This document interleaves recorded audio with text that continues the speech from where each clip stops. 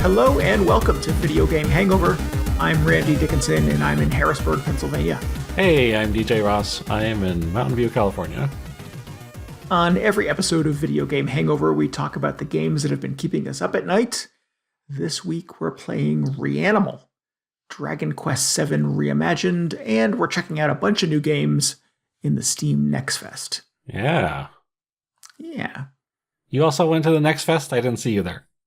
I had trouble getting passes, but at the last minute, I was able to get some. Oh, good. Good. Yeah. You can always VIP, count on course, some people scalping those Next Fest tickets. Right. Just in an alley out behind the venue. Yeah, it's just out on the street in front of Steam, just trying to unload some cheap passes. Mm-hmm. Well, buddy, you want to buy a Steam Deck?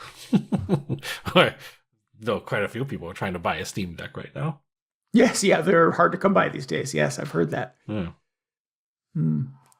Yet another thing AI has taken from us. Yep.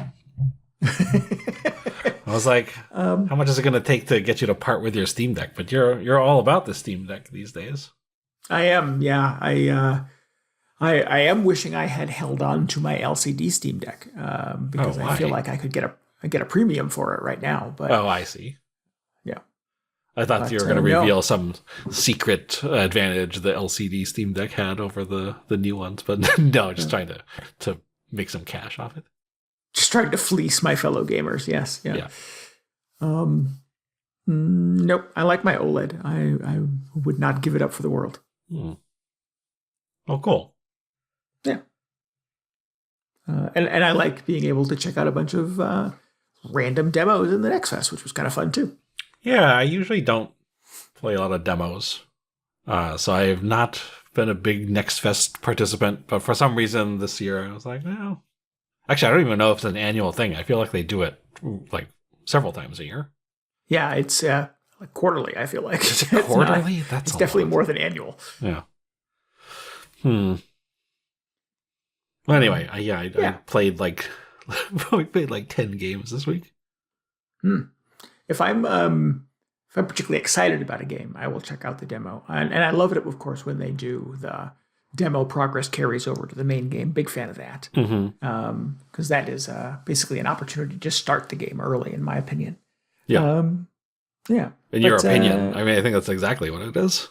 That's pretty much it. No, I'm the only one who carries it. You're right. I'm the only one who's caught on that you're just playing the full game. This is my unique thought. Don't take this away from me. Yeah, as I was going through my email the other day, it was like, oh, there's a demo for this game on your wish list. There's a demo for this other game on your wish list. And it was like 5 games on my wish list, all had new demos. And I was like, oh, let's give that a shot. Let's do that. So yeah, it's nice. It's fun. It's a cool thing.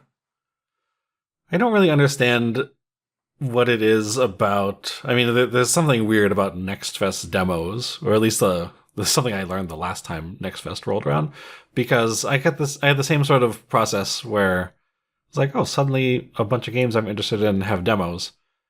I will check them out at some point, and then by the time I got around to it, they were all like deactivated or whatever. So I was like, oh, okay, well, that was a lot of fun, guys. See you next time. So that was like kind of on my mind going into it this time. I'm like, I'm just going to get burned again on these demos. Because I don't have time to play 20 Steam demos during the week. I'm too busy trying to clear the raid tier. So I saved it all for the weekend, but then I just ended up playing like 5 demos in 2 hours or whatever. It was the last Next Fest that I learned that was a thing that happened, because historically when you download a demo on like the Switch or something like that, that demo works forever. So yeah, the what was it? The sledding game. Well, like, for the sake of our listeners, I know you know what it is, DJ, but this like social game where you and your buddies hang out and just go sledding together. It looks super cute, and there was a demo for it on the last Next Fest, and I downloaded it, and like you said, didn't quite get to it right away, and went to start it up a couple days in, and it was like, oh, this demo is no longer available. And I'm like, no, it's on my Steam Deck. It's definitely available. But that's not what they meant. So yeah, I had never had the experience of somebody turning off a demo before, but that definitely is a thing that happens. Oh, that happened to me a bunch of times. In fact, maybe this is why I stopped playing demos in the first place. Like, I know Capcom did this the a lot. opposite of the intended effect. Well, because it used to be there would be like beta weekends, which is sort of like you expect it to only be available during the weekend. But then I think Capcom hosted a bunch of stuff like that under the label of it being a demo. So I thought, oh, great, there's like a new Resident Evil demo or something. I will play it at some point. And I'd spend, a week downloading it because it was on PlayStation. And by the time I got around to it, it was like, no, you missed the window. Like, oh, great. Well, fine, I won't play your game. So now I just can't be bothered. It's like, just tell me when it's out. And, half the time it's in early access anyway. So, get back to me in 5 years when you finish making the game, and then I'll try to see what it's like. Well, some of my other logic with the Next Fest is that a lot of the games that there were demos for come out in the next 3 or 4 weeks. I'm like, well, if I don't get around to it now, it's not that far away for the game to actually come out. So yeah, there was not a demo for Slay the Spire II, which does come out this week. Well, in early access. In early access, yeah. So I guess come out, I think, means different things. with early access games, it'll be playable, but it might not be the final game. Is that accurate? Oh yeah, well they're gonna. Well, how long was Slay the Spire 1 in early access? It was like several years, right? Oh, I don't know. I didn't play Slay the Spire 1 until it came out for the Switch. Okay. So I assume by the time it hit the Switch, it was no longer early access. That was the somewhat final version of the game, at least the 1.0 version of the game, right? Right. So yeah, I guess this is a thing that Slay the Spire folks have done before, but I didn't know what the hell it was back then. Yeah, I don't think I got into it until 1.0 either. But this time, I just read something that said they anticipate it will, Slay the Spire 2 will also be in early access for 1 to 2 years. So, I don't know. As much as I try to avoid or just wait out the early access period on a lot of stuff, this time I'll, probably be checking it out. Yeah. I can't stay away. I feel like when I see that things are in early access on Steam, or I guess Xbox does it occasionally with some games now too, I typically think, well, I'll wait. I don't want to play a broken game or a buggy game, and early access games don't always sort of run great on the Steam Deck because they're not quite fully cooked, I guess. Mm-hmm. And they're certainly not Steam Deck verified when they're in early access and things like that. So, yeah, I have not participated a lot in early access games, but to your point, I am very excited about Slay the Spire 2 and would love to play it, even if it's going to change or evolve. Or it would be interesting to play it because it will change or evolve over time. Yeah, I'm curious to see what will change. I don't know how much I will be playing the early access version because the thing that really got me to stick with it was having it on my phone. Yeah. And I think the early access version, as far as I've heard, will just be on Steam to start. I don't even know if there's an equivalent early access status for things on iOS. I don't know if they'd be like, hey, wait a minute, only finished games, please. So I don't know, it might be quite some time before there's a mobile Slay the Spire 2. But I'm just I'm too curious to see what it's like and also just try the game out myself. So I will be playing it in some early access form until it makes its way onto my phone. Yeah. Yeah. So I'm excited about it. The devs did a AMA. I think you shared the AMA with me on Reddit last week, and it said that a couple of the programmers are also part of the playtesters, early playtesters, and they were playing it on their Steam Decks. And saying that it may not be verified on day one, but the version of it that they've been using was running on a deck. So I hope that translates to day one experience as well, because I'm excited to check it out. Yeah. Yeah. We will mention, here's our stream announcement, coming up on Monday, March 9th at 10 p.m. Eastern Time, our usual, like every other Monday streaming slot. DJ and I are going to have our first experience with Slay the Spire 2 live on stream. Yeah. We've heard the game has co-op. We are hoping the co-op works at the beginning. Yeah. So just to be clear, we're going into it completely blind of anything other than what they've shown in trailers. I guess I have not been following this too closely, other than the last couple trailers. But despite the fact that it launches, I think Thursday, so same day as the show comes out, I'm going to be staying away so we can pick it up on Monday evening and just go into it kind of fresh. Yeah, it should be cool. I hope it's cool. We'll find out. Yeah. Yeah. I certainly have enough games to play to keep me busy until then, so I don't mind waiting a couple extra days, and it would be cool to...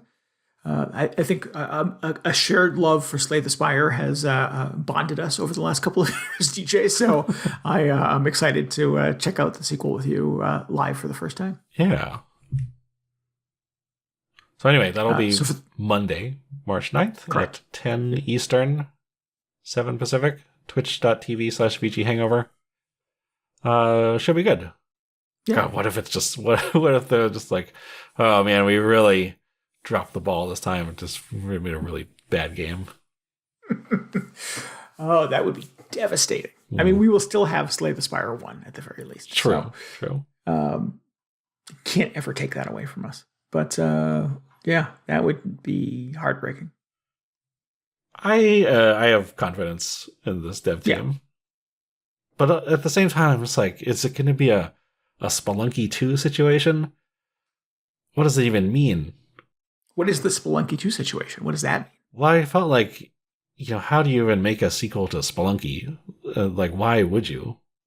Because Spelunky 1 is like just about the perfect game to me.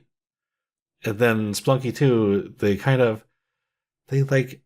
expanded on it in really interesting ways, I think in ways that sort of justified there being a sequel. But I think, if you asked me if I was only going to play Spelunky 1 or 2 for the rest of my life, I'd probably pick Spelunky 1. Like, I think it's still better than Spelunky 2. And that's not to say that Spelunky 2 is bad, but I'm just curious to see how, say, the Spire 2, if it like coexists with, say, the Spire 1, am I going to feel the need to go back and play more Slay the Spire 1 after this comes out? Is it going to make it irrelevant? I don't know. Interesting. I wasn't... I didn't know you sort of weighed in that way about Spelunky 2. I noticed they did not rush out and make Spelunky 3, so there may be some contingent that agrees with that analysis. Yeah, well, I don't know. Again, at this point, I'd be like, why would they make Spelunky 3? But maybe they would justify it. Yeah. I mean, mix it up. Maybe it's a first-person shooter. Yeah, that would definitely be a left turn. Cool. All right. Any other show business? I don't think so. No, I think that's about it. That's it. Played a bunch of Virtual Boy stuff. Did I talk about Virtual Boy? No. Did we talk about it? No, we did not. No, I was wondering, should I talk about this? We got I don't know. Reanimal. We didn't tease it at the top of the show. I'll do a quick 5 minutes on Virtual Boy. Okay, go for it. Virtual Boy is still bad. Your time starts now. Oh, it's okay. It started. Okay, yeah, no, it's still bad. It hasn't changed in the last 15 seconds. But excellent. I didn't know who was hungry for this because I don't remember people loving it originally. No, I'm old enough to remember when it came out. It was, even when it came out, it was a very confusing proposition because I think it was like, first of all, it was just unclear of how it fit into the sort of Nintendo ecosystem. Like, the N64 wasn't out yet, I don't think. Yeah, this is before N64. So, and it clearly wasn't, and we knew the N64 was coming, so it's clearly not the replacement for the Super Nintendo or anything. but it also it seemed like it had some like Game Boy lineage in it. I don't know if that's the correct way to say that, but like, Game Boy, Virtual Boy. So is this the new? It's got the word "boy" in it. Yes, Is the new Game Boy? Is this what's replacing the Game Boy? But at the same time, it was like this weird, like pseudo headset thing. Like it didn't look like it was sort of like the replacement for the Game Boy. It didn't look like a portable thing that you take with you. So I was very confused. And it was like, I had to look this up. It was $180 when it came out. So that's like a whole new console at the time. Wow. And then Wikipedia was very helpful to sort of like footnote that is the equivalent of $380 in 2025. I was going to say, what does that translate to in modern space bucks? Yes. Well, I think the N64 was around $200, $250 when it came out. So, getting up to like full console price. And then it was just like this weird 2-color 3D virtual reality thing. So I was just like, I wasn't, begging my parents for one at the time, because that would have been the move. But they put out the Virtual Boy Nintendo Switch app. So just like all the, the other retro apps they have, you can now go and play Virtual Boy games, provided that you have either the new, quote unquote, new Virtual Boy headset that you buy off the Nintendo Store, which is as far as I can tell, it's a replica. Or it's not actually. I don't know if it actually has the hardware in it, or if you plug the Switch 2 into it. It must use the Switch screen, right? It's not going to have a whole other display inside it. But the other option is you can have like this cardboard version of it that doesn't look like the Virtual Boy headset. And I was very pleased to learn that it actually works with the old Labo VR set for a Switch 1, which I still have. Oh, wow. Because otherwise, like, I don't think you could get me to pay $100 for the new headset. And it's like, honestly, even $20 for another cardboard version is sort of like, I don't know about that, guys. But if I can just, slot my old Switch 1 into the old Labo thing that I haven't used for a few years and play some Virtual Boy games, which I don't have a lot of experience with, then sure, why not? So I tried it out a couple weeks ago. I don't think it has the full Virtual Boy catalog on there at the moment, but there's like enough to sort of get started with. So I played a handful of these things, and yeah, it's just kind of an underwhelming experience once you get over the novelty of it being in 3D, because like it actually, like, the 3D effect is still pretty effective. I don't know how else to describe it. It's like, yeah, you're looking at sort of like stereoscopic 3D images, like on the 3DS, except, it has you gotta stick your head in a visor or whatever. Right. So that's kind of novel. It's definitely not as novel as it was in 1995, because, since then we've had the 3DS. We've got a bunch of different VR headsets.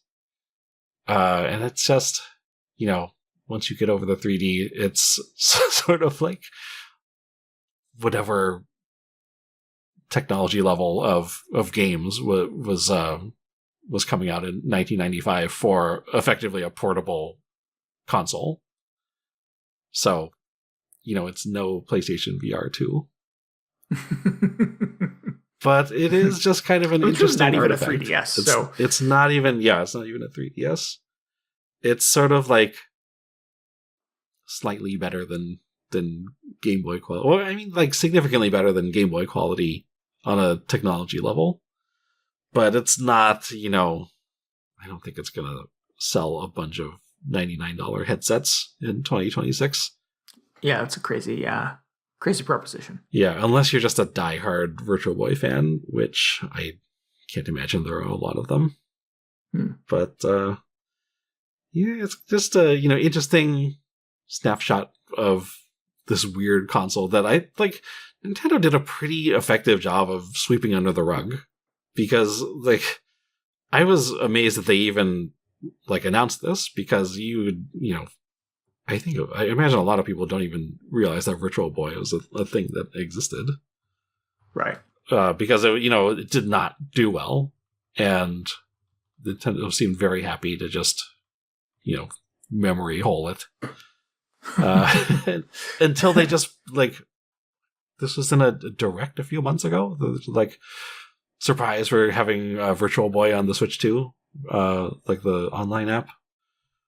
So, anyway, it's weird that this even exists. So I played a handful of stuff. I played like there's kind of a rail shooter, like 3D space shooting game. There is like a 3D version of Tetris that is basically just Weltris, if you've played that, except it's harder to look at because it's all rotating around in 3D, which is not conducive to playing Tetris well. I played Galactic Pinball, which seemed like just a pinball game. Like, pinball's fun, but do I need it in 3D and red and on my face?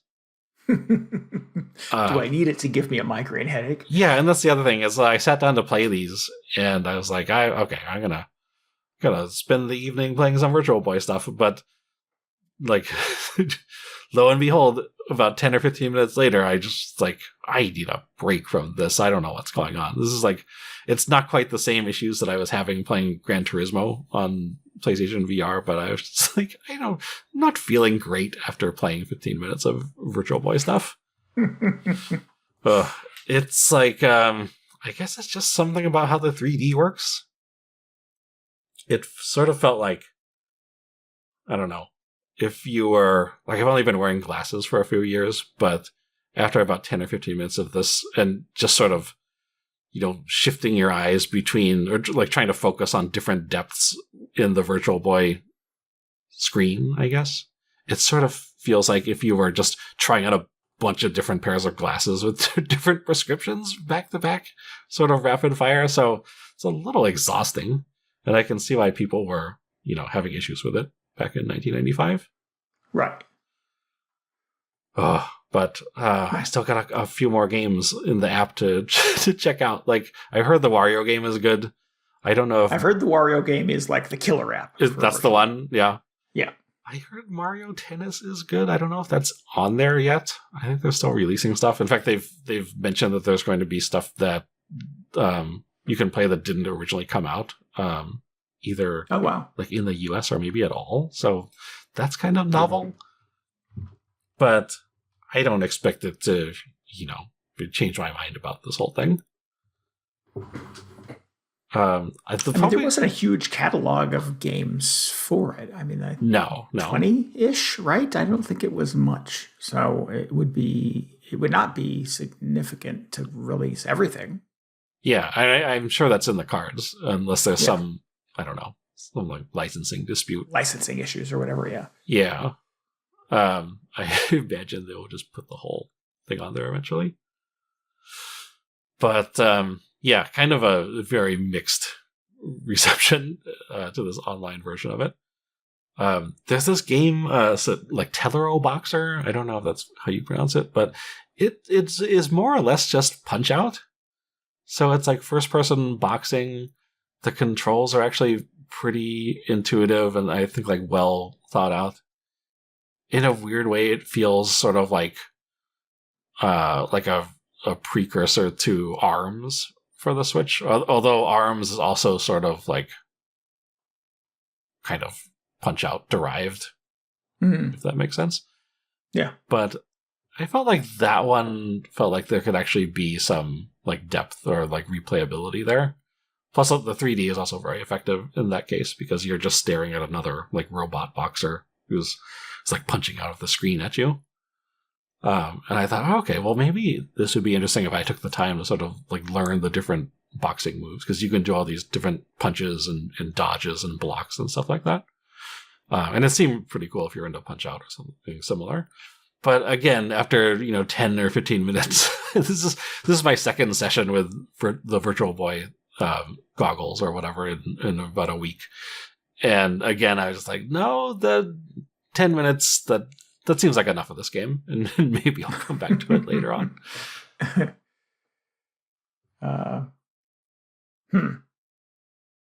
That's kind of what I expected. I don't know that I've ever actually looked at or played a Virtual Boy game, but I certainly remember it was college. I was in college when it came out. I remember it being out and then quickly discontinued. It did not stay on the market for much more than a year. So yeah, in my brain, I've always sort of like couched it as this like secret Nintendo thing that came and went super fast and nobody really liked or was excited about. So Right. It's weird how nostalgia works. And 30 years later, people are like, remember that thing? Maybe it was okay. Yeah, it was okay. Yeah. I really appreciate the chance to actually play some of the games because, like I said, I didn't have one. I don't think any of my friends had one. Sure. They had it as a curiosity, right? It's worth checking out. Yeah. I think my only interaction was they had a demo unit at like Blockbuster Video. So I probably stuck my head in there a couple times and, not the greatest environment to, get a, real solid impression of a bunch of different games.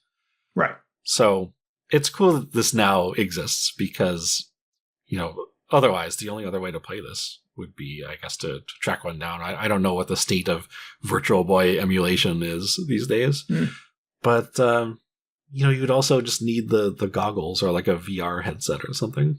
So. Yeah, you're lucky you didn't get some communal eyeball disease from sharing a headset with people at Blockbuster. So. Oh, it's fine. You're okay. Yeah. I guess you can do a lot worse than, sending away for a $20 piece of plastic that you can then play Virtual Boy games on.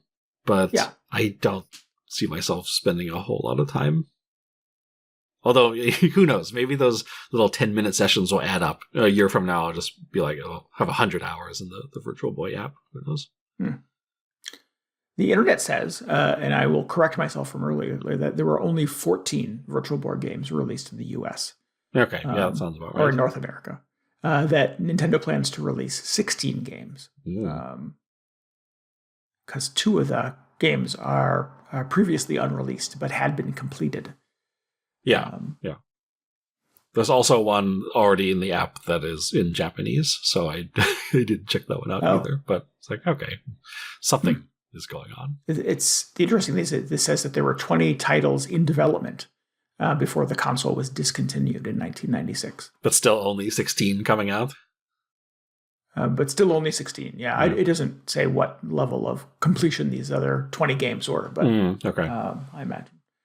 It does say that some of the concepts got reworked into other games. So stuff from Wario ended up in a different game. Interesting. And it says there was an unreleased Mario Land game that ultimately got incorporated into Mario Clash. I don't know what that is. Mario Clash is, I think that is the Virtual Boy game? I don't know. No. And it says that there was a Virtual Boy version of Star Fox that they showed at a trade show, but never actually came out. Which is surprising. It would be just, typical fate of any Star Fox game. Just send it out to die on some platform that nobody owns. Yet another disappointment for the Star Fox fans. Yes. Yeah. Yeah. But anyway, it is definitely like the definitive Nintendo curiosity. It's the definitive sort of like gaming industry curiosity in a lot of ways, I think. Virtual Boy or Star Fox? Yeah. No, Virtual Boy. Yeah. Yeah. It's pretty weird. And I do enjoy that it's just another like big swing from Nintendo. Like, hey, how about a virtual reality thing you put on your face and is very awkward to play? Yeah. So I don't know. These days they seem to be playing it pretty safe. But, maybe for good reason. Yeah. I mean, they basically have just released a console that it seems like everything eventually will be playable on. So that certainly was not their strategy with the Virtual Boy. Yeah. Well, I can't wait for that, $99 second screen so we can play DS games on the DS app or whatever. That'd be cool. Yeah. I'd be down for that. get some Wii U games on there. Could be interesting. The Wii U games that were not ultimately re-released as Switch games. Oh, yeah. Yeah. I'm sure there's still a few hanging out in limbo. Yeah. Anyway, that was my 5-minute or whatever on Virtual Boy. 5-ish minutes, yeah. Cool. I'm interested, but not interested enough to buy goggles to play 14 games briefly. Yeah, I think like definitely don't get the replica thing. Like maybe think about the cardboard version. Did you ever have a Labo thing? Never had a Labo. Never had a Labo? Yeah. Okay. No. Definitely a harder sell if you just don't already have the goggles sitting around. Do they still make the Labo? Could I order a cardboard headset if I wanted one? I don't know. I mean, they made a new version of the cardboard headset that you can order now. And I think it works with the Switch 2. Whereas I had to, charge up my Switch 1 in order to play this. Interesting. So I think like if it's like $20, you could spend $20 in worse ways. Oh, sure. I have and will. Yeah. So who knows? Maybe if you're just, super curious about those unreleased Virtual Boy games or whatever.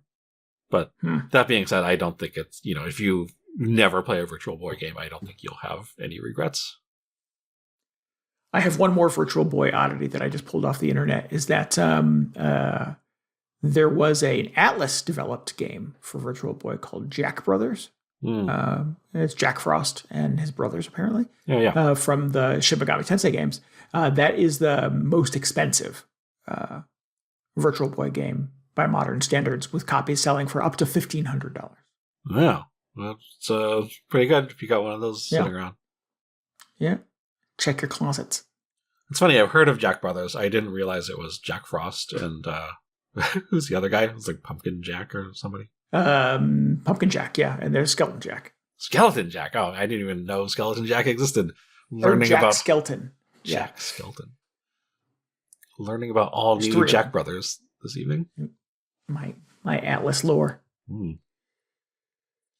Cool. All right. Well, thank you. That was an interesting detour.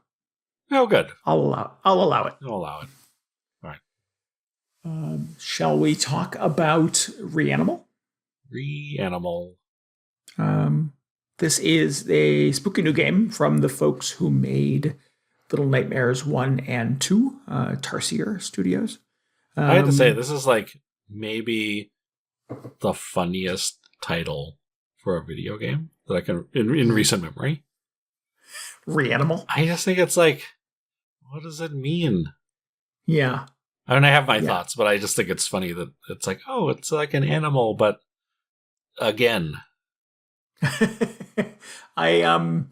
Yes. I find that my experience with their games, the studio's games, is a lot of what does it all mean? Because I so desperately want there to be some meaning to these experiences that you put these little kids through, basically, in these games. And I'm never quite certain at the end what I just did or what happened, but it was exhausting and exciting and weirdly beautiful sometimes. And,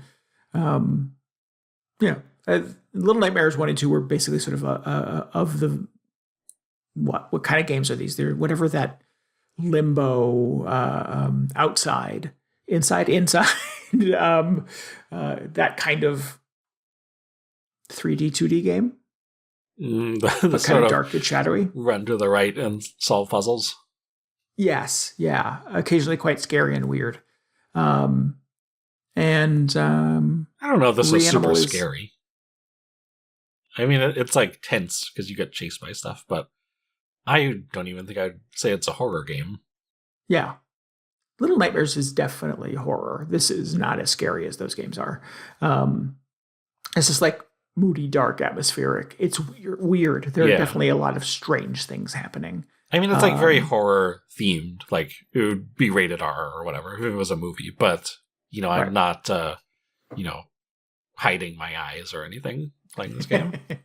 Covering my eyes, whatever you do. Yeah. The new one, Reanimal, has co-op, which is how DJ and I are playing it together. We can talk about game share too. We can talk about game share, yeah. That amazing thing. The Switch 2's version of how to sort of play this game online with your friends is bizarre. On other platforms, one person buys a copy of the game and another person downloads a friend pass. And you link them up with an online access code and you can play the game together. On the Switch, the only way to do this was to create a game share session. Yes. And basically, I think what was happening was I was streaming my copy of Reanimal to your Switch 2. Yes. And you were controlling the other character. Yeah. So it's unclear whether the Friends Pass thing is supposed to work on the Switch, because I've read conflicting accounts. It sounds like, if you and your friend both have the game, you can play co-op online. That's fine. But the other platforms do have that option to just like let somebody tag along, and it's not. It wasn't clear whether we were just doing something wrong or whether that feature is broken on the Switch version. This is before we even brought like potential cross-play into it. But yeah, we ended up having to do the game share route, which was also interesting because that's a Switch feature, a Switch 2 feature. I don't think it was on Switch 1 that I have never used. In fact, I've never, Steam has had this or a similar feature. Actually, I think a lot of the PlayStation has it. I don't know if Xbox PlayStation has it, definitely, yeah. Yep. But I've never really used it anywhere until Reanimal. And despite it being, a little janky, there's a little bit of latency and it doesn't look perfect because you're streaming video, essentially. So that the screen image doesn't look as good. It actually worked pretty well. Or at least that was my experience. I was being the person who was on the streaming receiving end. I assume it just looked like you were playing the game natively on your end. Yeah, I mean, if it was not going to work well for anyone, it would be you, right? Yeah. So, yeah. I don't think this was the ideal, or gameplay wise, it was fine. I think visually, it was not the greatest choice for this because it's very sort of atmospheric and foggy, and that doesn't look great over the stream. Right. But it was pretty playable. I was impressed. Yeah. There was nothing that I felt like you were behind or late on. There's nothing in it that's really like Twitch gaming, anyways. But there's some pretty intense chase scenes. Mm-hmm. And it's almost always you running away from some big monster that's nipping at your heels, and you have to quickly run up a staircase or jump over boxes or slide under an obstacle or something like that. And we held our own. I think we did okay. It wasn't clear to me that you were struggling to keep up with those things because you were, in a different time zone, basically playing a streaming version of this game. So, yeah, I don't think I would attribute any of the deaths or mistakes that we made to the game share experience. Yeah. The only thing that I sort of resented about it is I play entirely handheld for the most part. I don't even have my dock hooked up yet. So I could not put this on a big screen if I wanted to. So trying to play Reanimal on the little screen of my Switch 2, which is made smaller by the game share frame that it puts around it. That was kind of annoying. Yeah. You should be able to turn that off. I went into the settings and put it on full screen, and it's still not full screen. It's still a window in a window, because it minimizes your little player icon, and it says you're playing with your friend Medley, and it puts it up in the top right hand corner, so you lose all the real estate kind of in the frame, and that's annoying. So yeah, I don't know. The game was fine. The game, I have no problem with the game necessarily, but the experience, I guess, was fine. Yeah. I still would have preferred to just play a co-op session on the internet, but yes, still would prefer if the online co-op just worked. But who knows what the issue was? Yeah. So this is definitely an evolution of the Little Nightmares thing. Like we said, sort of not as like overtly like horrific, but it's still very much two little kids in peril, trying to sort of save each other, and over the course of Reanimal, save other little kids from some creepy set of occurrences that are happening in this bombed out, potentially post-apocalyptic world. Yeah, it is dark and spooky, very, very strange and weird. I don't quite understand what's happening or what any of it means. I would love for it to have some meaning. I'm not sure if that will be clear to us upon finishing the game. I think we probably have like one more good play session before we see this thing end. But yeah, it's I like it. I like the Little Nightmare games. I like this. I like games like this, so it definitely sort of works with that interest in mind. You've not played the Little Nightmare games. I'm curious what your take on this is. I thought it was all right. Yeah. I think, like, as a co-op experience, it's kind of a little middling, where a lot of it is just... It's like a lot of co-op experiences, which I'm not necessarily a fan of, where it's just... a lot of it feels like you're just on the same screen as somebody else playing the same game. There were some sections which were pretty inspired, where, like, my favorite thing so far is there was a little sequence where you're kind of tethered to the other player, and you have to take that into consideration as you do a bunch of platforming puzzles. Yeah, that's cool. And then, there are some sequences where you're like driving a vehicle, and the other player is either navigating or performing some other functions, which was nice.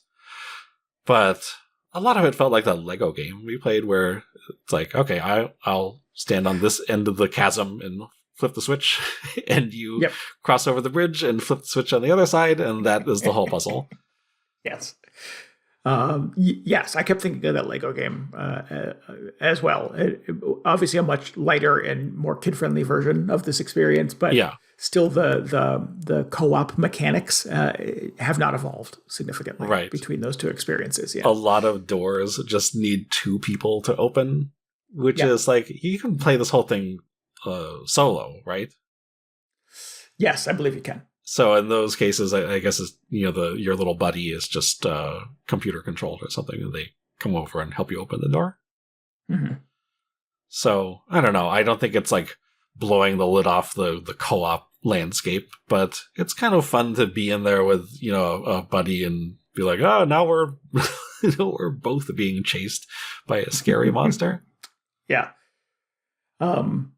Yeah, I would agree with all of that. It is occasionally frustrating how much this type of game hinges on just trial and error. Yeah, that was a little obnoxious.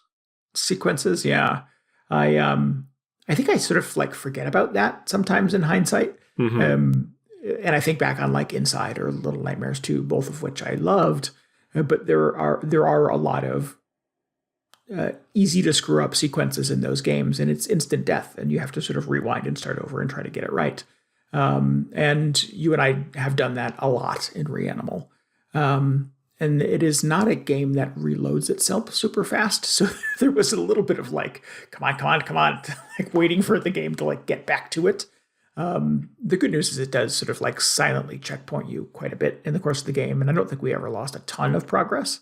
No, it was like, it was very frustrating how often that kind of happened, at least in the earlier sections of the game. But thinking back on it, I don't think there were any of those sequences that we had to do more than like 4 or 5 times. Yeah. Yeah. I don't know if that's the right number. It feels like a lot to me. Yeah, I don't know. I don't know if it's like... I kind of take issue with that approach to like challenge in a game where it's like, oh, you have 2 seconds to react to this thing. Otherwise, to react to this thing that is not clear what is happening. I mean, I was comparing it to playing something like Dragon Slayer, that old animated arcade game where it's like, okay, you either have lightning fast reflexes and you can instantly intuit what you're supposed to do, or you just, get instantly killed and hopefully understand what you need to do the next time. because that's gonna happen a lot. Right. Yeah. I mean, at least we're not feeding quarters into an arcade machine. But... Right. Yeah. I mean, it's kind of like that was why the Dragon's Lair worked that way, because they want you to keep putting money into it. But in this case, it's like, well, I guess maybe some people just enjoy, oh, I didn't see that coming, and now I guess we will try and avoid it the next time. Let's try a different thing the next time we load into it. Yeah. Yeah. Yeah. So it's lovely. I think there is some very inspired kind of art direction and staging happening in this game. There are a lot of sequences are quite beautifully like framed and composed. You get a lot of like long ominous walks down hallways with kind of interesting lighting and things like that. And you get a lot of like really pulled back shots with a lot of things kind of happening in the perimeter, which creates sort of a sense of unease. You see, like, oh, did something just move? Is that a monster? Is that a friendly, et cetera, et cetera? Because there's a lot kind of in the composition. Yeah, it's very pretty. The Little Nightmare games were pretty too, but are kind of gross pretty. They're gory and kind of slimy and wet games. And there's definitely elements of that in Reanimal as well, but it doesn't seem to be sort of like pushing quite as hard on that. Oh, this is less slimy than the Little Nightmares? Yeah, definitely. Oh. Yeah. That was that was kind of surprising to me, starting this up, because I haven't, like you said, I haven't played either of those games, but it's just kind of like a gross game, especially for the first couple hours. You're just in this gross, like kind of rundown town, and there are all these kind of like corpses, I guess, like around, and I don't know, maybe that is what people look for in this kind of like horror experience, but it did seem like they were really like taking it a few steps beyond in a few cases. Yeah. Just kind of just unpleasant to exist in. Yeah. Yes. What I will say, though, that in Reanimal, at least in the section that we're in now, you're getting more daylight and different kinds of experiences. The Little Nightmare games are very much, interiors. You're a tiny little person trying to escape, in a lot of cases, like a big, crazy murder house or a slaughterhouse or a factory or things like that. And Reanimal, there's more stuff outside with it's occasionally kind of dark, or at least the sun is coming up sometimes. Or, there was a sequence where we're trudging through like a field of like wheat or grass. That was really beautiful and unlike anything sort of ever put in the Little Nightmare games. Yeah, that was those games are very sort of kind of industrial, I think, in their design, and Reanimal feels a little, once you get outside of the city and the things that you were talking about, it feels a little more natural. Yeah. So yeah, I think, these games all kind of push similar buttons, and I suspect our listeners know just from hearing us talk about it whether or not they'd be into this kind of thing or not. But I'm definitely into it. I think it's pretty, but it occasionally has its frustrations. Yeah. So we'll have to get back to this and finish it. We put a couple good play sessions into it so far. I think we're not too far away from the end, so we may check in again once we've seen credits roll, but wanted to offer a progress report on Reanimal. Yeah, it's interesting getting to play essentially a Little Nightmares game, because I've heard a lot about them. I haven't played Little Nightmares 3 yet, and I have just read that Little Nightmares 3 was handed off to a new developer, and that developer did put co-op in Little Nightmares 3, which was not in 1 or 2. So maybe you and I should play Little Nightmares 3 at some point. I had to say, I don't know if I'm like dying to play another one of these after this. No. But I don't know. Well, maybe the co-op experience in Little Nightmares 3 does different things than Reanimal. Yeah, we'll have to check it. Some of the reviews, but maybe at Halloween I'll hit you up again during spring season. Yeah, that would be appropriate. Let's talk a little bit about some of the Next Fest games. What did you get to play? I played a bunch of stuff. I played like 6 or 7 things. There was this one I'll just quickly mention because I was talking about Virtual Boy stuff, called The Last Salvage Squad, which is essentially kind of a fast-paced, not quite arena shooter, but because the environments are a little bit larger, but sort of everything takes place at the same pace as something like Quake 3 or Unreal Tournament, where it's like very fast and arcadey, and there's a lot of double jumping. But that's cool. You play as this like little anime-looking character, and you like double jump around a city and shoot down these gigantic robots who are just trying to destroy the place. But the reason it caught my eye is it has this very distinctive art style where everything is like red, except for the characters you play as, who are bright, like kind of white or like kind of off-white cream colored, and they look like they're kind of like cell shaded or hand drawn like anime characters. It's very striking visually. And then you just go in and blast all these robots, which it's been quite a while since I played a game like this. So it was pretty fun. It was a good intro to sort of these more bite-sized Steam demos, but had a lot of fun with that one. Yeah. These screenshots are great. It's just look. Did you ever play the game Mad World on the Wii? Yeah. Everything in that was black for our listeners. Everything in that was black and white, except for the blood, which of course was red. Yeah. And it was kind of the same thing, kind of like a twitchy kind of arena shooter. That was more of a character action game, wasn't it? Okay, maybe I don't know what an arena shooter is. I'll take your word for it. Oh, like Quake 3, where you played Unreal Tournament. But, yeah, it's a sort of twitchy first-person shooter kind of thing. Right. Curious to see how this developed, because all the levels were quite brief. So it seems like they may just throw a bunch of different objectives at you, which could be fun. The other two games that really stuck with me, though, were... So there's this one called Wild Blue Skies, and another one called Parasite Mutant. And Wild Blue Skies, I think, is getting some notoriety because it's a rail shooter with it's a very Star Fox inspired rail shooter. Let me just put it that way, because we've already established they don't make Star Fox games anymore.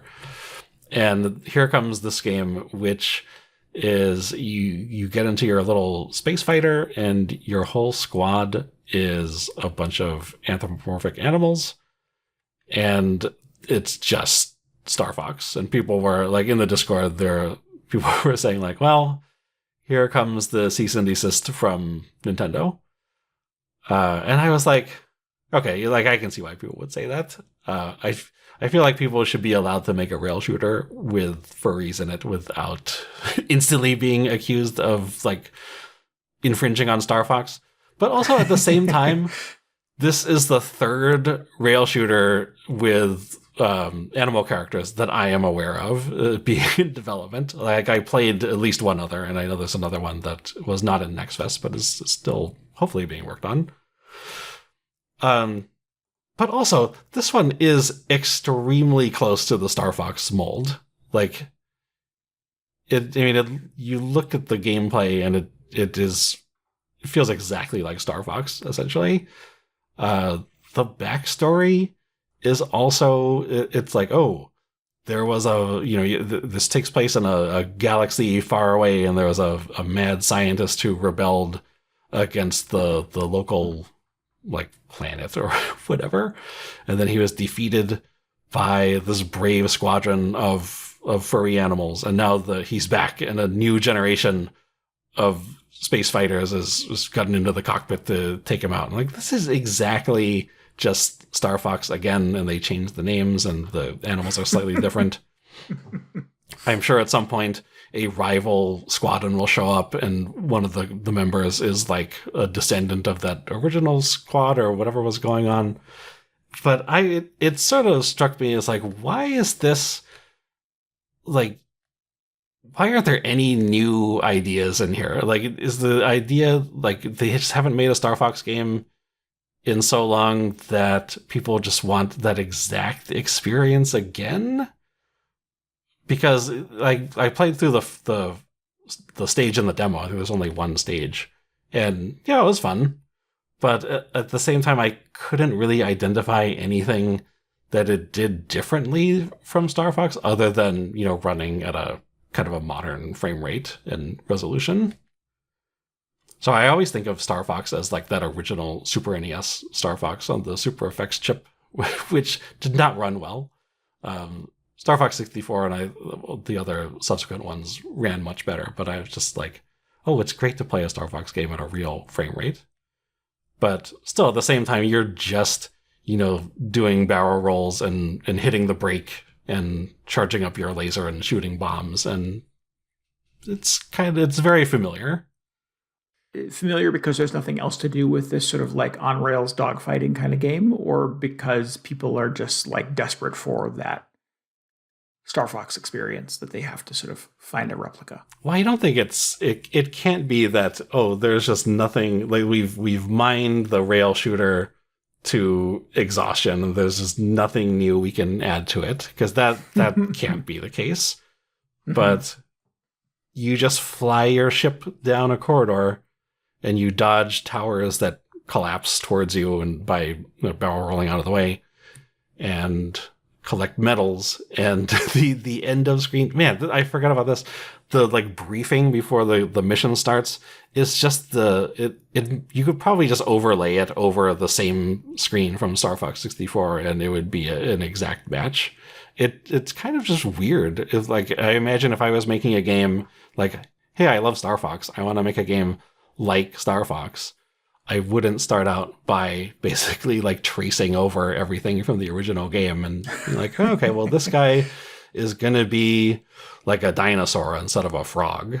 But that otherwise he's still going to get into trouble and you'll either come to his rescue during the mission or whatever. So I don't know. Again, it was only one stage, but I'm really hoping that, maybe the next stage or the subsequent stages will have more to add to the formula, because it seems sort of like, why would you just recreate Star Fox exactly? Yeah. I mean, it seems like a weird choice. I mean, I dropped the trailer for this in our Discord a couple of days ago, and I was like, oh, look, they made another Star Fox game. And like no, they didn't even make another one. They made the same Star Fox game. They made it. Yeah. They remade a Star Fox game. Yeah. Yeah. And the character is a wolf instead of a fox. Yeah. Well, it was like, wolf. I was trying to think, like, was he a wolf? He kind of looked like a fox. It's a Pomeranian. I don't know. Well, that would be different. I don't know. Yeah. But, yeah, I mean, what if it's amazing? What if it's so good? What if it's the best version of a Star Fox game ever?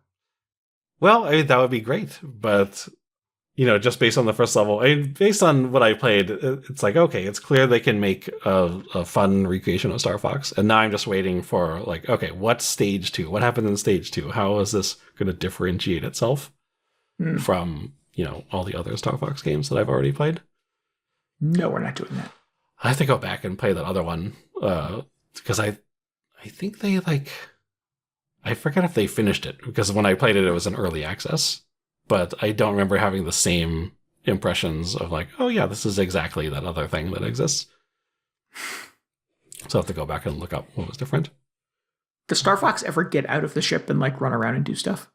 There was that one game that was like all on foot, but I wouldn't, like, I don't think people consider that. I think it's more of a spin-off, I think. Gotcha. Okay. And occasionally you get into something that is like not a space fighter, like you could drive a tank.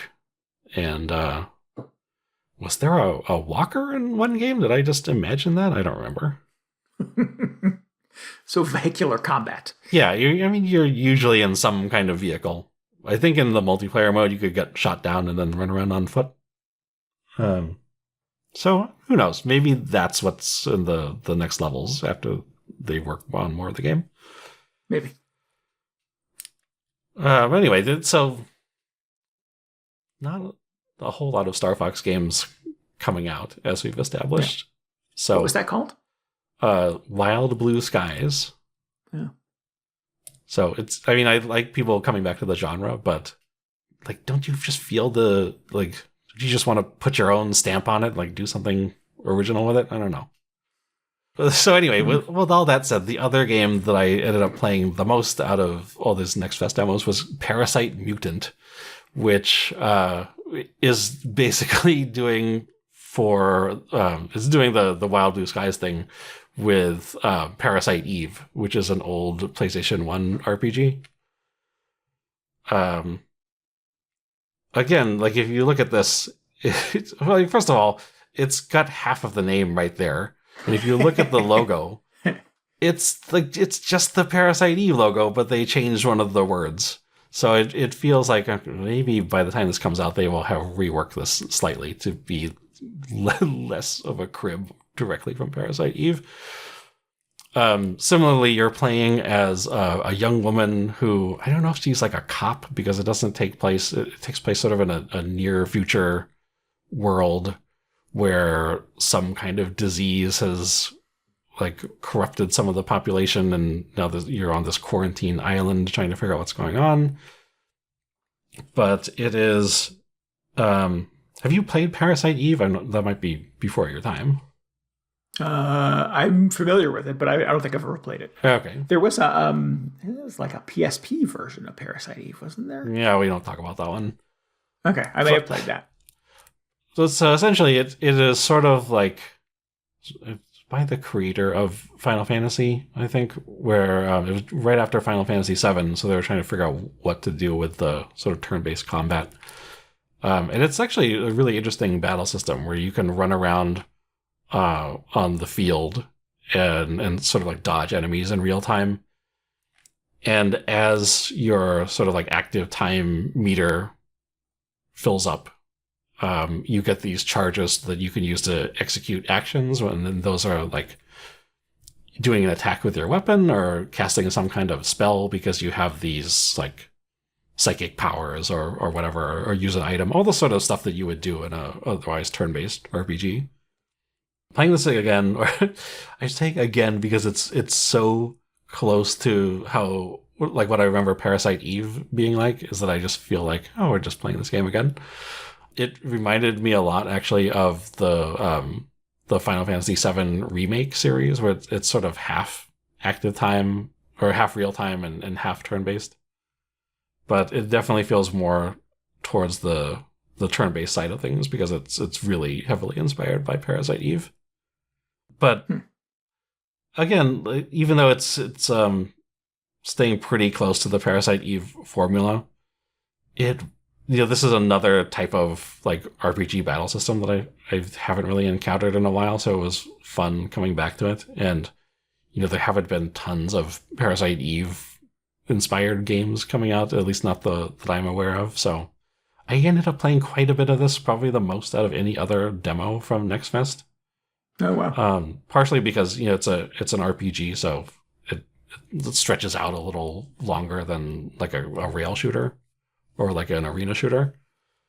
But I actually thought like I was having a pretty good time with it. Aside from some I think the writing was a little uneven, but it seems like if they're able to make a cool JRPG out of this, with this cool battle system, I think that could be worth checking out. It's got a cool look. It looks like kind of anime cel shaded-y. Yeah. They have a few in-game visual filters that are supposed to make it look more like a PlayStation 1 game, which I don't know if they're completely effective, but it was kind of a fun like retro throwback.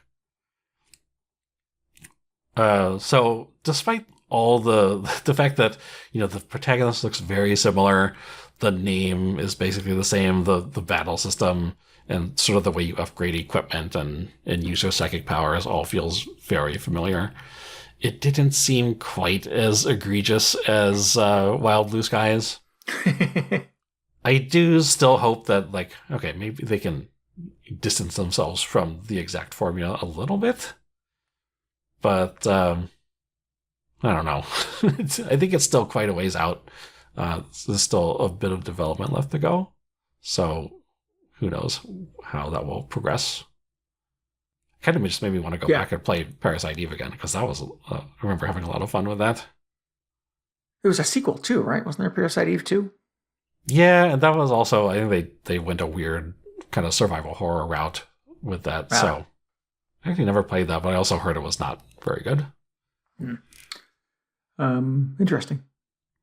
The original was such an interesting like thing to have manifest back then, because it was like, you know, it was a semi-action based JRPG based in sort of a modern environment. It took place in New York City, which was really cool. Which seemed pretty novel back then. And I feel like you don't get a lot of stuff or a lot of RPGs that are in like the modern day. Like there's a lot of sort of near future looking stuff and a lot of like fantasy plus sci-fi for some reason. And even though this felt a little, you know, it's like, it's not taking place in 2026. It's maybe, I don't know, 10 or 20 years from now, but it still felt much more contemporary than something like, I don't know, whatever futuristic gotcha RPG people are playing these days. So probably keep my eye on it, see if they do anything with the logo. Are these still pretty far off? This one I don't think it has a release date. I don't know about Wild Blue Skies, but I don't think they're coming out anytime soon. Cool. The one Next Fest demo that I got to get around to playing was the demo for Vampire Crawlers. Yeah. Which maybe sounds a little hypocritical considering I didn't get into Vampire Survivors. Come on, you gotta do it. I know. It recommended it like right on the screen where it was the like, would you also like to download Vampire Survivors for $2.99? Shame you into like, oh, you haven't even played Vampire Survivors? Maybe just do that first. So this is it's not a sequel. I think the developers have been very clear that it's sort of like a side thing. And that they want to do other side things with sort of like the concept or the characters or the vibe or the world of Vampire Survivors, but explore kind of other genres. The first thing that popped into my brain was like a Steam World, the way that they keep kind of like modifying the Steam World thing to fit into different genres of games, which is kind of an interesting way to go with Vampire Survivors. And Vampire Crawlers, as the name would suggest, is a dungeon crawler done in first person, and you're moving through like a grid-based field, like what was the Atlas game? Like that Etrian Odyssey or whatever. Etrian Odyssey, that's the one I was trying to think of. Yeah. Somehow it didn't even occur to me that it's because it's a dungeon crawler. I was just like, what is crawling around? I knew it was like a card game, but I didn't put those two things together. Oh, you actually in the beginning you have to like pick your crawler, and it's a bunch of different like horror Castlevania basically type archetypes. It's probably the same cast as Vampire Survivors. It sounds like probably, if I had to hazard a guess. Yeah. Did you play as Gennaro? That's my guy. Gennaro. I don't think Gennaro's in the demo, but there's a bunch of locked ones that I didn't have access to. Obviously. Who were the two? There's two characters that I played. I don't remember what their names were. Sorry. I don't remember their names, but they're like very obviously Simon Belmont and what's her name? Sypha. I don't know if that's the exact character. Someone from the Belmont clan. Right. Yes. Yeah, and you basically move around the grid, and you find power-ups and get into turn-based battles with monsters. There's a whole collectible card game aspect to this thing, a deck builder, where you get different attacks and different ways of defending yourself, power-ups and things like that, to be able to cultivate a deck of cards that allow you to get through the dungeon relatively unscathed, or at least get out of the dungeon relatively unscathed. And all the enemies are kind of horror movie kind of archetypes. There's like a slime monster and a vampire bat and a zombie and things like that, which are probably all things from Vampire Survivors. Right. Yeah. And it's fun. It's it doesn't have kind of the immediate intricacy of something like a Slay the Spire.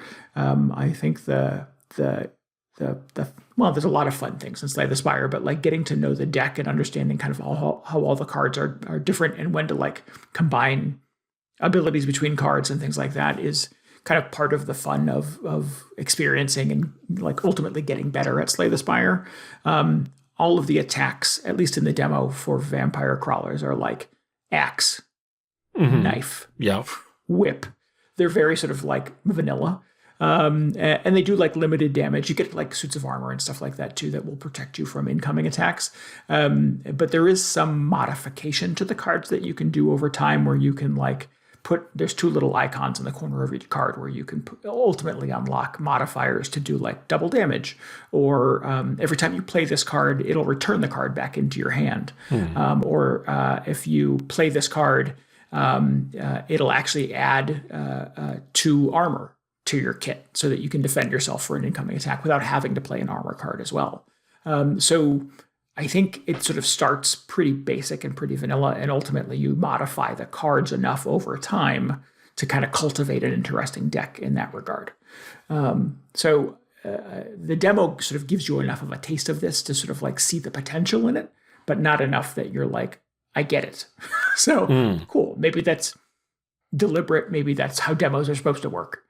Don't give away the whole thing, but just give you enough of a hankering for what could potentially come in future hours of this thing. It was kind of fun. I was into it. I put like 90 minutes into the demo, which I guess is kind of a long time for a demo. Long for a Vampire Survivors session. Yeah, I imagine that's probably the case too. So what happens when you clear the dungeon? You, it's... you keep going. You clear the dungeon, and at the end of the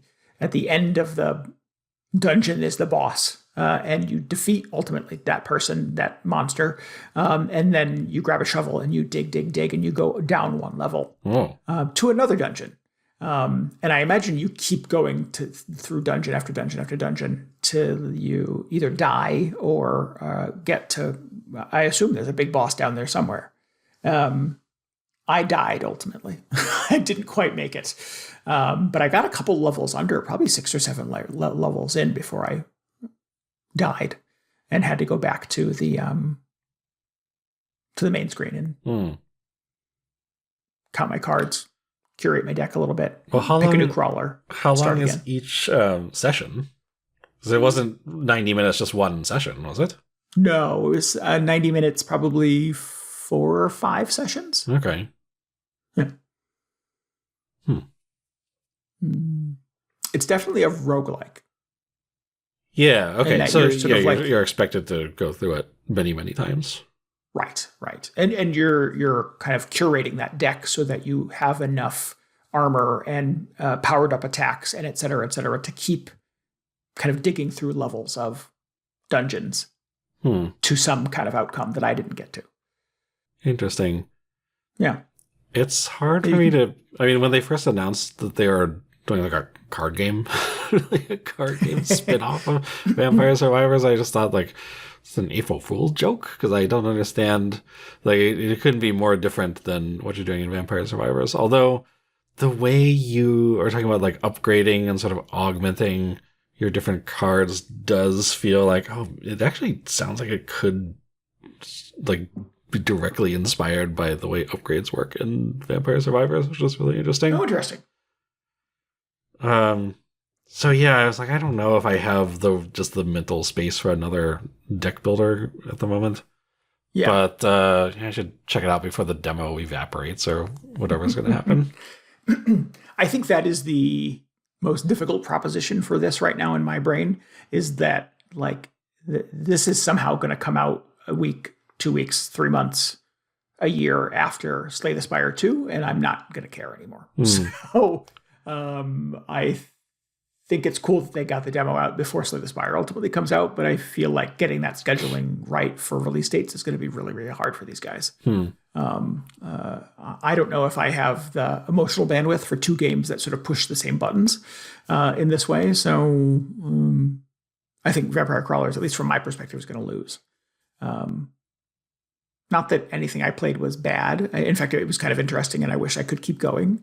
But I also know that Slay the Spire is going to soak up all of my deck building attention, I think, for the foreseeable future. It really feels like a deck builder, though?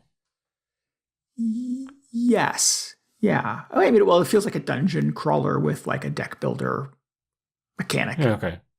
Yeah, which is what Slay the Spire is too. I'm just curious because like Vampire Survivors only launched with like 10 weapons or something. There weren't that many. So I don't know how that translates into different cards. But part of the fun of it was finding the weird combinations of like, you could only carry like 5 or 6 at a time. Oh. And it was just the way you combined them and augmented them that made each run feel different, or at least you would come up with these very specific builds that you would try and work towards because you would remember like, oh, this combination worked really effectively the last time. So yeah. If they could take that, I mean, I guess I'm also just describing Slay the Spire. But it's like, okay, maybe if it just does the same thing that all these other games do that's really fun, then it'll also be fun. I don't know. Yeah. This is terrible.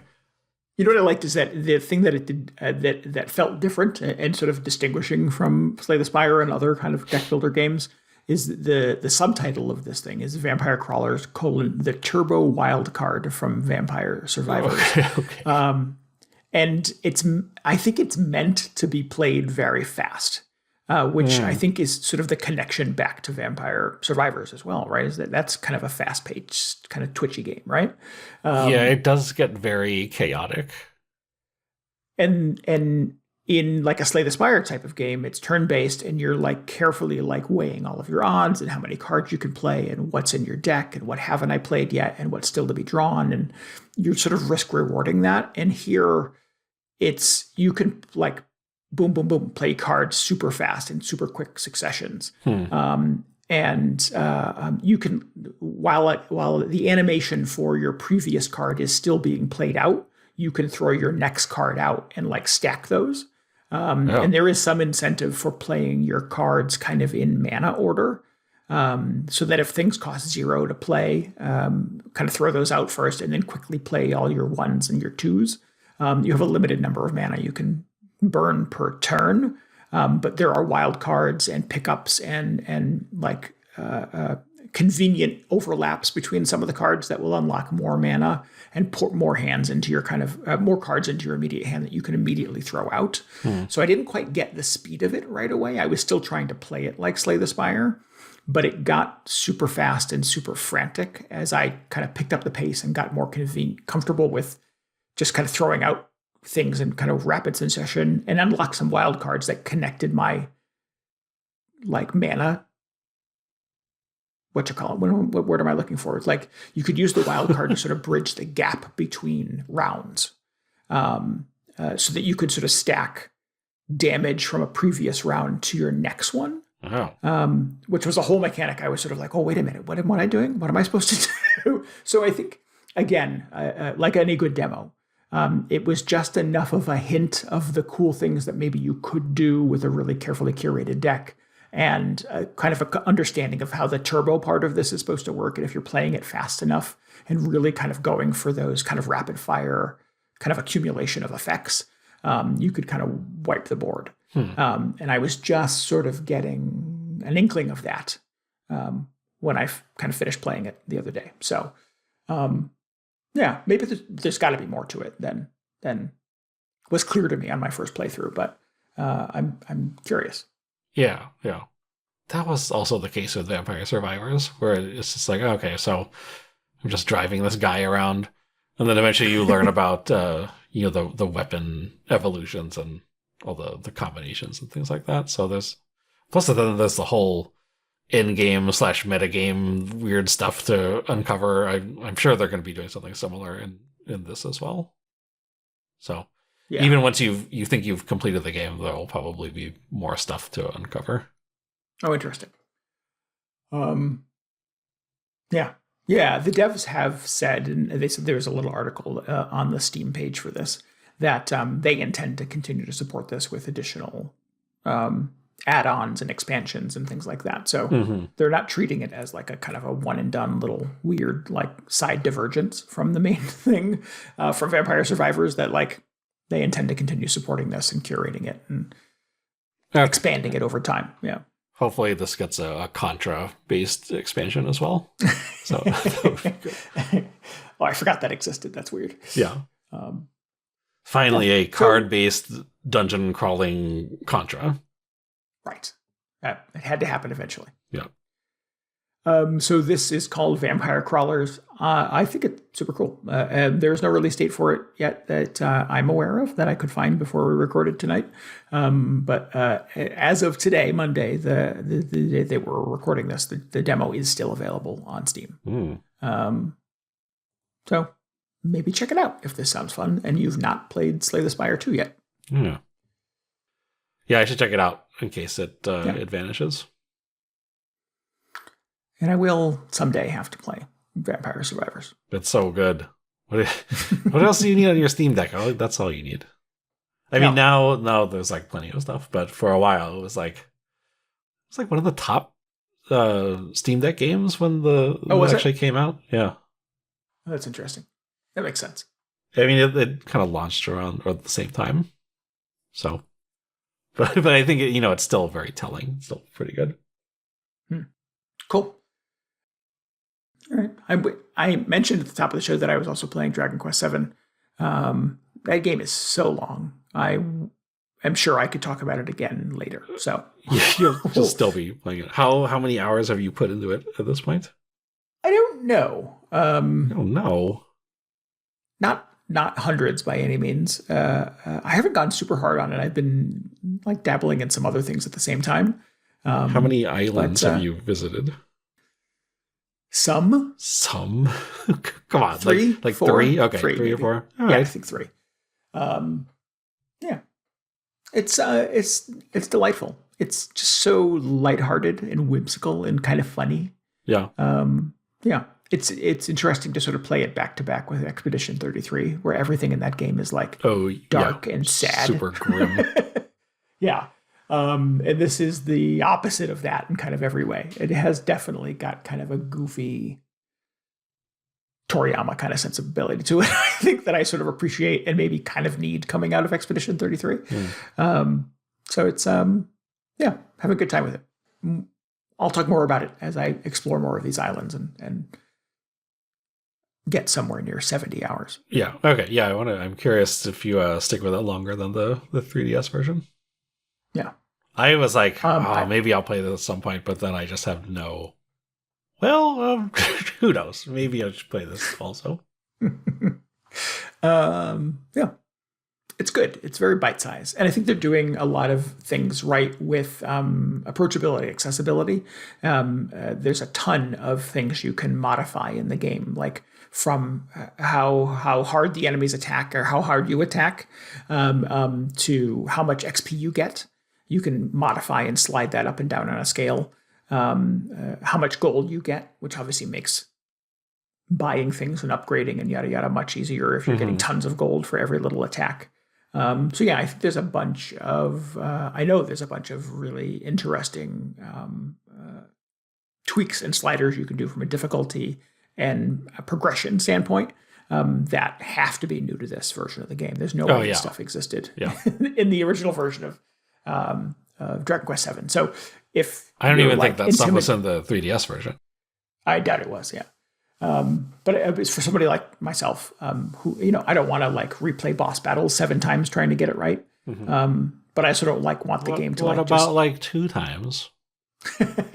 2, I'd be okay with 2. Can you just set it like, I don't want to fight a boss more than twice. Yeah. You turn that slider down from 10. Any of the settings, but usually the indicator for me is I'll get like a couple of like cycles into the back and forth into the volley of fighting an enemy. This is true of Expedition 33 as well. And I can tell immediately like this is going well or holy crap, I'm not ready for this. I need to go level and come back. And there really has not been a ton yet where I've felt underleveled. There have been a couple of boss battles, like couple of multi-stage boss battles, where like I kind of got by skin of my teeth, and that's kind of the sweet spot. I think that's kind of where that's what you want. Yeah, I don't want to like waste 3 hours fighting a multi-stage enemy, or that's not going to happen in a Dragon Quest game anyways. Yeah, I also don't want to like just steamroll through every big boss. Yeah. Yeah, because that's still fun. That's not fun. I mean, it's fun for a little while.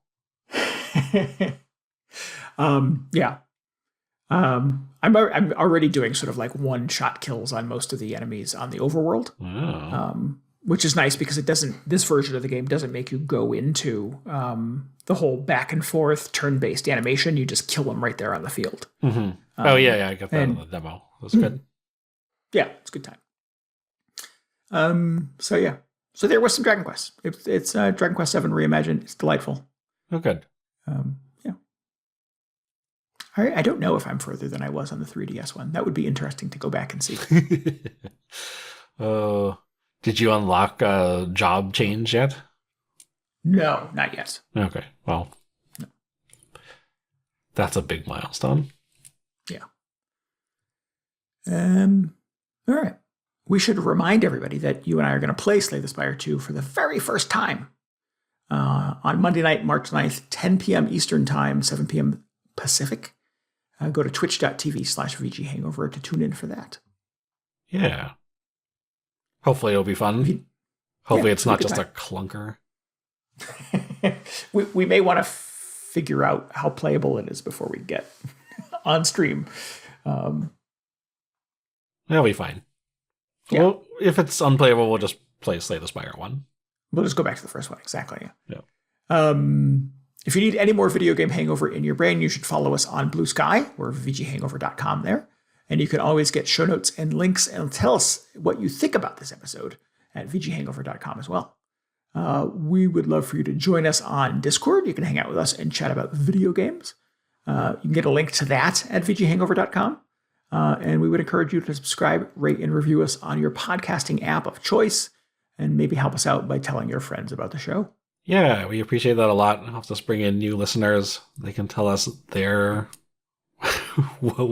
favorite Virtual Boy games. I don't know. But that's great. We really appreciate spreading the word. We also really appreciate Ray 8-Bit for our intro and outro music this week. If you'd like to hear more of his work, you can go to ray8bit.bandcamp.com. It's Bandcamp Friday again this Friday. Feels like it was only a month since the last Bandcamp Friday. It's weird. But if you want to do that, go there this Friday, add all his albums to your cart, including that new one that just came out. That would be great. Again, that's ray8bit.bandcamp.com. Cool. All right. We'll be back Monday night with Slay the Spire 2. We'll be back in 2 weeks with a whole new episode. Until then, thanks for listening to Video Game Hangover.